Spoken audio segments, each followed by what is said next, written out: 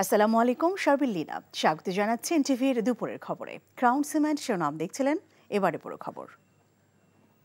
আন্দোলনকারী শিক্ষার্থীরা ইতিহাস জানে না বলেই নিজেদের রাজাকার বলতে দ্বিধা করছে না, বিষয়টি খুবই লজ্জাজনক বলে জানিয়েছেন প্রধানমন্ত্রী শেখ হাসিনা।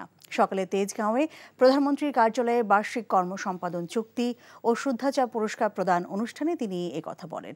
দুর্নীতির বিরুদ্ধে সরকারের নীতি জিরো টলারেন্স উল্লেখ করে প্রধানমন্ত্রী আরও বলেন, দুর্নীতি করে কয়েকজন, বদনাম হয় সবার, এটা হতে দেয়া যাবে না। রিপোর্ট করছেন ফাহাদ মোহাম্মদ। সম্মানিত সুধীবৃন্দ, সরকারি কর্মকাণ্ডের দক্ষতা ও দায়বদ্ধতা বৃদ্ধি, গতিশীলতা আনা, সেবার মান উন্নয়ন ও প্রতিষ্ঠানের কার্যকারিতা বৃদ্ধির লক্ষ্যে 2014 সাল থেকে বার্ষিক কর্মসম্পাদন চুক্তি স্বাক্ষর ও শুদ্ধাচার পুরস্কার প্রদান করে আসছে সরকার। তেজগাঁওয়ে প্রধানমন্ত্রীর কার্যালয়ে মন্ত্রণালয় ও বিভাগসমূহের 2024-25 অর্থবছরের বার্ষিক কর্মসম্পাদন চুক্তি ও শুদ্ধাচার পুরস্কার প্রদান অনুষ্ঠানে প্রধান অতিথি হিসেবে যোগ দেন প্রধানমন্ত্রী শেখ হাসিনা। এই সময় বিভিন্ন মন্ত্রণালয় ও বিভাগের সচিবরা বার্ষিক কর্মসম্পাদন চুক্তিতে স্বাক্ষর করেন এবং তা প্রধানমন্ত্রী শেখ হাসিনার হাতে তুলে দেন। প্রাথমিক ও গণশিক্ষা মন্ত্রণালয় এখন জন্ম সনদ দিয়ে খোলো বিকাশ স্টুডেন্ট অ্যাকাউন্ট, নিজের বিকাশ নিজে কর। এই সময় প্রধানমন্ত্রী বলেন, শুদ্ধাচার কার্যক্রম বাড়াতে স্ব মন্ত্রণালয়ের একদম নিচ পর্যন্ত নজরদারি বাড়াতে হবে। দুর্নীতির বিরুদ্ধে জিরো টলারেন্স উল্লেখ করে শেখ হাসিনা বলেন, দুর্নীতি করে খুব কম লোক, বদনাম হয় সবার, এটা হতে দেওয়া যাবে না। যেখানে কোনো অনিয়ম দেখা দেবে আপনারা যথাযথ ব্যবস্থা নেবেন। অনেক সময় এখন আমরা দুর্নীতি জিরো টলারেন্স ঘোষণা করেছি। দুর্নীতি ধরতে গেলে আমাদের সরকারের উপর দায় চাপিয়ে দেওয়া হয়। আমি এটা বিশ্বাস করি না। দুর্নীতি খুব কম লোকই করে, কিন্তু তার বদনামটা হয় খুব বেশি। এই কারণেই যাতে যারাই দুর্নীতির সাথে জড়িত থাকবে তাদের ভিতরে যথাযথ ব্যবস্থা নেওয়া হবে। ওই সরকারি কি বদনাম হবে না হবে সেটা আমি কেয়ার করি না। নিজেকে জনগণের সেবক হিসেবে চিন্তা করতে হবে জানিয়ে সরকার প্রধান বলেন, যার উপর যে দায়িত্ব দেওয়া হয়েছে সেগুলো সঠিকভাবে পালন করছে কিনা সেদিকে বিশেষ নজর রাখতে হবে। আমি প্রধানমন্ত্রী না, আমি জাতির জনকের কন্যা, আমি দেশের সেবক, বাংলাদেশের মানুষের সেবক। এই সেবক হিসেবেই আমি নিজেকে চিনি, জানি এবং কাজ করি। স্ব মন্ত্রণালয়ের একেবারে নিচের দিক পর্যন্ত আপনাদের নজরদারি বাড়াতে হবে। আমাদের উপর দিকটা খুব ভালো আছে, নিচের দিকে কিছু সমস্যা হয়, কাজে সেগুলি যাতে না হয় সবার মাঝে সেই চেতনাটা গড়ে তুলতে হবে। কোটার বিষয়ে আন্দোলনকারী শিক্ষার্থীরা ইতিহাস জানে না বলেই নিজেদের রাজাকার বলতে দ্বিধাবোধ করছে না বলে উল্লেখ করেন শেখ হাসিনা। আমার খুব দুঃখ লাগে কালকে যখন শুনি রোকেয়া হলের ছাত্রীরাও বলে তারা রাজাকার। তারা কি জানে 71 সালে 25শে মার্চ কি ঘটেছিল? সেখানে 300 মেয়েকে হত্যা করেছিল, 40 জন মেয়েকে রেপ করেছিল এবং এদের ধরে নিয়ে পাকিস্তানি ক্যাম্পে নিয়ে গিয়েছিল। এসব অত্যাচার, রাস্তায় লাশ পড়ে থাকে, এরা দেখেনি, তাই নিজেদের রাজাকার বলতে তাদের লজ্জা হয় না। এবারের বন্যা দীর্ঘস্থায়ী হবার আশঙ্কার কথা জানিয়ে সংশ্লিষ্টদের আগে থেকে পরিকল্পনা গ্রহণের আহ্বান জানান প্রধানমন্ত্রী। Fahad Mohammad, NTV news, Dhaka. সরকারি চাকরিতে কোটার যৌক্তিক সংস্কারের এক দফা দাবি আদায়ে ঢাকার বিভিন্ন স্থানে রাস্তায় নেমেছেন আন্দোলনকারী শিক্ষার্থীরা। দুপুর 12টার দিকে ঢাকা বিশ্ববিদ্যালয়ের রাজু ভাস্কর্যের সামনে অবস্থান নেন আন্দোলনকারীরা। এ সময় ঢাকা বিশ্ববিদ্যালয়ের বিভিন্ন হল থেকে মিছিল নিয়ে এই অবস্থানে এসে যোগ দেন আন্দোলনকারীরা। দুপুরে ইডেন কলেজ সহ ঢাকার বেশ কিছু শিক্ষা প্রতিষ্ঠান থেকেও শিক্ষার্থীরা মিছিল নিয়ে আসেন ঢাকা বিশ্ববিদ্যালয়ে। কোটা বিরোধী শিক্ষার্থীরা বলেন, কোনো ভয়ভীতি দেখিয়ে যৌক্তিক এই আন্দোলন থামানো যাবে না। এছাড়া দুপুরে রাজধানীর বাড্ডা এলাকায় বেসরকারি বিশ্ববিদ্যালয়ের শিক্ষার্থীরাও সড়ক অবরোধ করে অবস্থান নেয়। এ সময় আন্দোলনকারীরা বলেন, এখন আর কোটা রাখার কোনো যৌক্তিকতা নেই, তাই কোটা যৌক্তিক সংস্কার রাষ্ট্রকেই করতে হবে বলে দাবি করেন আন্দোলনকারী শিক্ষার্থীরা। দাবি আদায় না হওয়া পর্যন্ত আন্দোলন চালিয়ে যাওয়ার ঘোষণা দেন কোটা বিরোধী শিক্ষার্থীরা।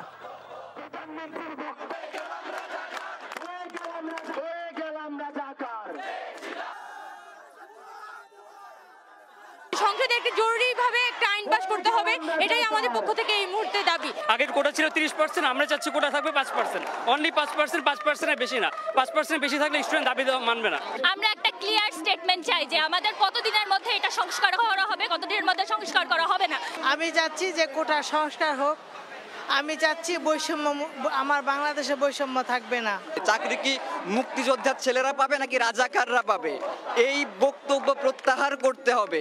এই আন্দোলন নিয়ে আমরা আজকে এসেছি। এখন জন্ম সনদ দিয়ে খোলো বিকাশ স্টুডেন্ট অ্যাকাউন্ট, নিজের বিকাশ নিজে কর। দর্শক, কোটা সংস্কার আন্দোলনকারীদের খবর জানতে এখন আমরা যাব আমাদের সহকর্মীদের কাছে। ঢাকা বিশ্ববিদ্যালয় এলাকায় আছেন আমাদের স্পেশাল করেসপন্ডেন্ট হাসান জাভেদ। আমরা সরাসরি যুক্ত হচ্ছি তার সঙ্গে। জাভেদ, আমরা জেনেছি যে ইতিমধ্যে বেসরকারি বিশ্ববিদ্যালয়ের শিক্ষার্থীরাও কিন্তু আন্দোলনকারীদের সঙ্গে যোগ দিয়েছেন, এবং এই মুহূর্তে আন্দোলনকারীদের অবস্থান কোথায় আছে আপনার কাছ থেকে জানতে চাই।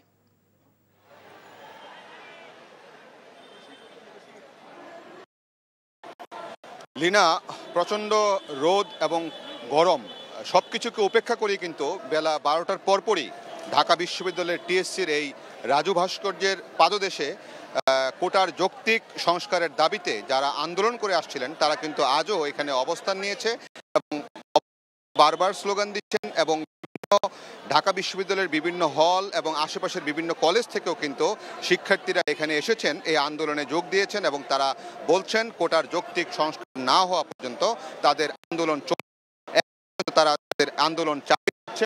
এবং এই রাজু ভাস্কর্যের 3 দিক থেকে কিন্তু এখন গরমে রাস্তায় বসে আছেন, একটু আবার ছায়া পাওয়ার জন্য সাইডে গিয়ে তারা অবস্থান নিয়েছেন। মুখ্যত সবাই কিন্তু আন্দোলন ছেড়ে যাচ্ছেন এবং বলছেন যে আন্দোলন বাস্তবায়ন না হওয়া পর্যন্ত, দাবি বাস্তবায়ন না হওয়া পর্যন্ত তাদের দাবি দেওয়া চলবে এবং আন্দোলন চলবে, আন্দোলন থামবে না। এবং কোনোভাবে ভয়ভীতি দেখে বা পুলিশকে দিয়ে এই আন্দোলন দমানো যাবে না, বারবার তারা এই জিনিসটা বলছে এবং আন্দোলনের যে আরো চাঙ্গা করছে সবাইকে এই আন্দোলনে শরীক হওয়ার জন্য আহ্বান জানাচ্ছেন। এবং আমরা দেখেছি যে একটি মাইক নিয়ে বিভিন্ন হলে গিয়ে কিন্তু তারা একটি মাইক গিয়ে কিন্তু উদ্বুদ্ধ করছেন এবং অনেকে কিন্তু আসছেন। আমরা ইডেন কলেজ দেখেছি, ঢাকা কলেজ দেখেছি, জগন্নাথ বিশ্ববিদ্যালয় এবং ঢাকা বিশ্ববিদ্যালয়ের যে শহীদ হল, শামসুন্নাহার হল, রুকেয়া হল সহ হল সহ বিভিন্ন হল থেকে কিন্তু শিক্ষার্থীরা এখানে এসেছেন এবং এখনো কিন্তু তারা এই আন্দোলন চালিয়ে যাচ্ছেন। কয়টা পর্যন্ত আমাকে যেটা বলেছিলেন যে 2টা পর্যন্ত হয়তো তারা আন্দোলন চালাবেন, চলে যাবেন, কিন্তু এখনো কিন্তু যায়নি, বরঞ্চ তারা আরো উত্তাল এবং উত্তপ্ত স্লোগান দিচ্ছেন বিভিন্ন কিছুতে। এবং কালকের সংবাদ সম্মেলন নিয়েও কিন্তু প্রধানমন্ত্রী সংবাদ সম্মেলন নিয়ে তাদের মতো করে মন্তব্য দিচ্ছেন, বলছেন যে বক্তব্য প্রত্যাহার করতে হবে, এই ধরনের কথাও বলছেন। এখন বিকাল 3টায় কিন্তু আজকে এই রাজু ভাস্কর্যের পাদদেশে ছাত্রলীগেরও একটি সমাবেশ ডাক দিয়েছে। এখন তারা কি 3টার মধ্যে এখান থেকে চলে যাবেন না থাকবেন, এবং ছাত্রলীগের প্রোগ্রামটা কি 3টায় এখানে হবে কিনা আসলে ওই থাকবে নাকি অন্যদিকে প্রবাহিত হবে। লেনা, জাভেদ, আপনি আমাদের সঙ্গে থাকুন। দর্শক, এখন যাব আমাদের আরেক সহকর্মী স্টাফ করেসপন্ডেন্ট নূর হোসেনের কাছে। নূর, আপনি এই মুহূর্তে কোথায় অবস্থান করছেন, এবং আপনার কাছে জানতে চাই যে আজও কিন্তু রাজপথে শিক্ষার্থীরা বিভিন্ন স্থানে সড়ক অবরোধ করে বিক্ষোভ করছেন।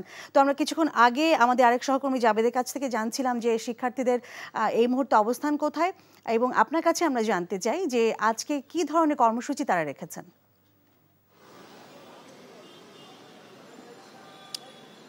লিনা, আমি এই মুহূর্তে অবস্থান করছি শাহবাগে, জাতীয় জাদুঘরের ঠিক সামনের যে জায়গাটি রয়েছে সেখানে।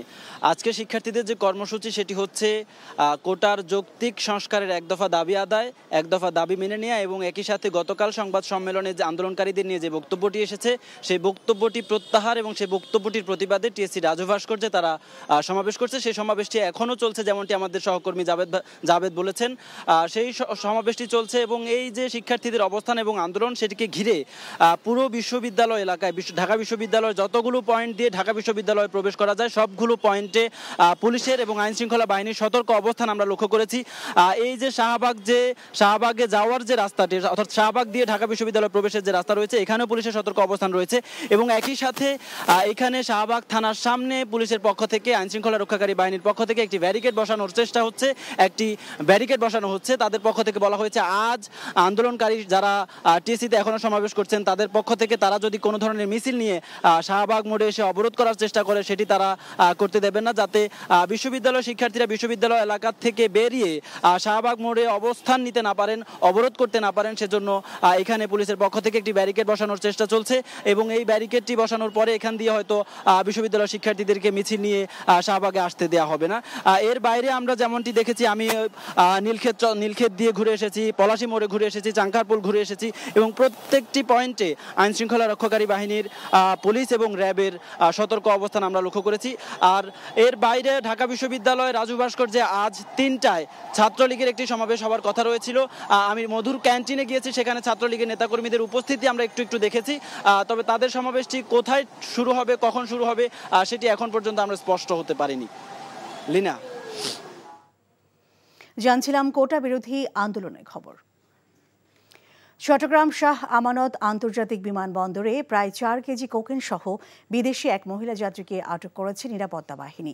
এয়ারপোর্ট সূত্র জানায় সকাল 10:30টায় বাহমার নাগরিক স্টেলা সান্তে নামের একজন মহিলা যাত্রী তার ব্যাগেজ রিসিভ করতে আসেন।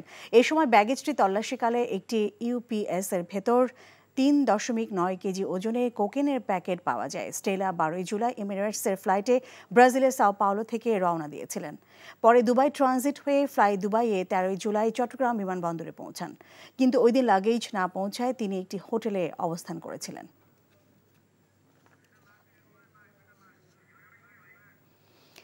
আওয়ামী লীগের ধানমন্ডি কার্যালয়ে বক্তব্য রাখছেন দলের সাধারণ সম্পাদক ওবায়দুল কাদের।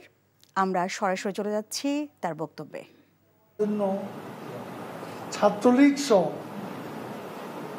যারা তাদের এ আত্মস্বীকৃত রাজাকার, যারা নিজেদের অদ্যত্বপূর্ণ মানসিকতা প্রকাশ ঘটিয়েছে গত রাতে, তার জবাব তারাই দেবে। ছাত্রদের বিষয় ক্যাম্পাসের মধ্যে সীমিত থাকে। আমরা দেখি রাজনৈতিকভাবে কারা প্রকাশ্যে আসে, তখন দেখা যাবে আমরাও মোকাবিলা করতে প্রস্তুত।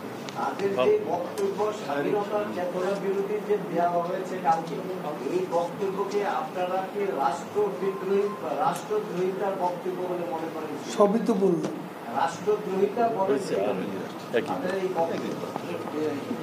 আমি যা বলার তাই বলেছি। তারা তো বিষয়টি সাবজুডিস, কাজে এখানে আমাদেরকেও অনেক কিছু চিন্তা ভাবনা করে বলতে হবে। দেখছিলেন আওয়ামী লীগের সাধারণ সম্পাদক ওবায়দুল কাদেরের বক্তব্যের অংশবিশেষ। রাগের বশবর্তী হয়ে প্রধানমন্ত্রী 6 বছর আগে কোটা পদ্ধতি বাতিল করেছিলেন, এমন মন্তব্য করে বিএনপির সিনিয়র যুগ্ম মহাসচিব রিজভী আহমেদ অভিযোগ করেছেন আদালত, পুলিশ ও ছাত্রলীগ দিয়ে শিক্ষার্থীদের আন্দোলন দমন করতে যাচ্ছে সরকার। 2018 সালে যে আপনি কোটা পদ্ধতি যেটা বাতিল করেছিলেন, সেটা আপনি তাৎক্ষণিক ছাত্রদেরকে একটা সান্ত্বনা দেওয়ার, কিন্তু আপনার ভেতরে যে ইচ্ছা, যে আক্রোশ, সেই আক্রোশ আপনি পুষে রেখেছিলেন এবং সময় মতো সেটা প্রয়োগ করবেন, সেটা আপনি আদালতের মাধ্যমে প্রকাশ করবেন। কারণ আইন, আদালত সব তো আপনার হাতের মুঠোয়। এখন আপনি সন্ত্রাসী লেগিয়ে দিচ্ছেন, আপনি এখন আইন শৃঙ্খলা বাহিনীকে দিয়ে ধমক দিচ্ছেন। পুলিশ কমিশনার হুঁশিয়ারি উচ্চারণ করেছে, তো এই হুঁশিয়ারি উচ্চারণ করে আপনার কোনো লাভ। এই ছিল দুপুরের খবরে। এই খবরের ভিডিও সহ আপডেট জানতে ভিজিট করুন এনটিভি অনলাইন www.ntvbd.com। এছাড়াও এনটিভির জনপ্রিয় সব অনুষ্ঠান ও খবরের আপডেট জানতে ভিজিট করুন আমাদের ইউটিউব ও ভেরিফাইড ফেসবুক পেজ। 5টায় দেশের খবর দেখার আমন্ত্রণ রইল। এতক্ষণ সঙ্গে থাকার জন্য ধন্যবাদ সবাইকে।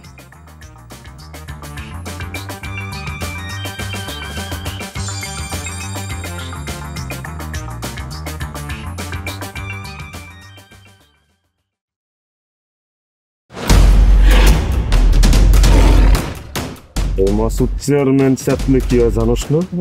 এমন মায়ের মারুম কুত্তার মতো খালি সাইড পারবি। তুই যদি আমার বউ আস, তুই হবি রাজরানী আর আমার বউ টুনি বিবি তোর বান্দি। আমার সংসারটা কেন ভাঙতে সময় না? নিজের জামাই আটকা রাখতে পারেন না? কেমন বউ আপনি? কেলেঙ্কারির আর কি বাকি আছে? বদনাম তো শৈলেই লাগছে। আপনার প্রথম বউ কি আত্মহত্যা করছিল নাকি আপনি মারছেন?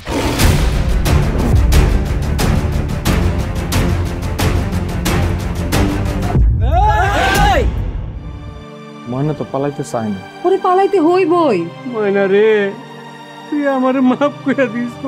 আমার খাওয়ানোর মধ্যে বিষ মাখায় মেরা ফলাইতে চাচ্ছে মাইরা একেবারে আম গাছের লগে ঝুলাই দিবেন যেমনি আপনার বড় বড় মাইরা ঝুলাইছিলেন।